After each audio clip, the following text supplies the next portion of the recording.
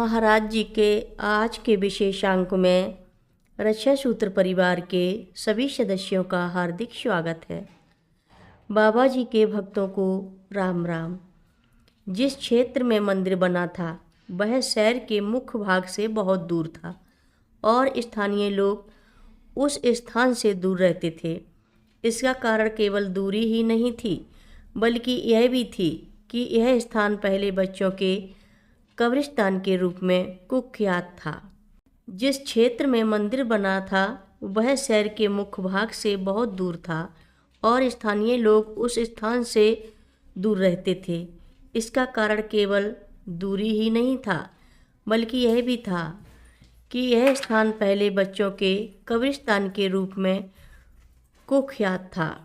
बुरी आत्मा और अमंगलकारी प्राणियों के डर ने लोगों को वहां जाने से रोक रखा था। लोगों के मन से भय को मिटाने के लिए बाबा जी ने उस पूरे क्षेत्र से भूत प्रेत और बुरी आत्माओं को दूर किया और वहां से खदेड़ कर भगाया। उन्होंने वहां हनुमान जी की स्थापना की जो सभी की रक्षा और कल्याण के लिए संरक्षक बन गई। इस मंदिर का महत्व इसलिए भी बढ़ गया क्योंकि यह भक्तों के एकत्रित होने के लिए पहला उपयुक्त स्थान प्रदान करता था। भक्तों को यहाँ आने पर बाबा जी के साथ समय बिताने का अवसर भी मिलता था। साथ ही यह स्थान धार्मिक सभाओं, प्रार्थनाओं, पूजा और भंडारे के लिए उपयोगी था। बाबा जी की यात्राएं बहुत कम होती थीं, लेकिन उनके कुछ भक्तों के लिए यह मंदिर एक ऐसा केंद्र बन गया जहां वे इकट्ठा हो सकते थे। हो सकता है कि इसने बाबा जी को अन्य स्थानों पर ऐसे ही केंद्र बनाने के लिए प्रेरित किया हो ताकि लोगों को धार्मिक प्रथाओं के लिए सुविधाएं मिल सकें। इन संस्थानों ने एक ऐसा नेटवर्क बनाया जो लोगों को प्रेरणा और एक अच्छे जीवन यानी ईश्वर के साथ जीवन जीने का अवसर प्रदान करता था। किशन ने बताया कि हनुमानगढ़ी के काम ने कई लोगों को उस महान कार्य में भाग लेने के लिए एक साथ लाया। हर किसी ने अपनी भूमिका निभाई और इसका आनंद लिया। इस भागीदारी ने उन्हें इतना रोमांच और उत्साह दिया और एक महान मिशन के प्रति समर्पण का ऐसा एहसास कराया कि उन्होंने उन छोटी छोटी बातों को भुला दिया जो उन्हें अलग रखती थी।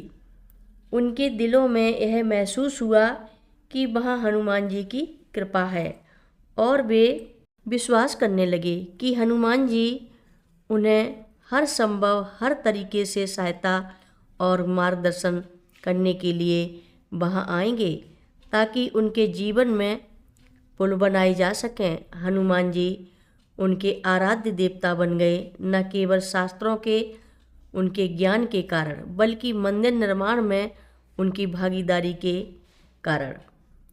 इस मंदिर ने उन्हें एक और स्थापना में मदद की, हनुमान जी को उनके दिलों में स्थापित करने में।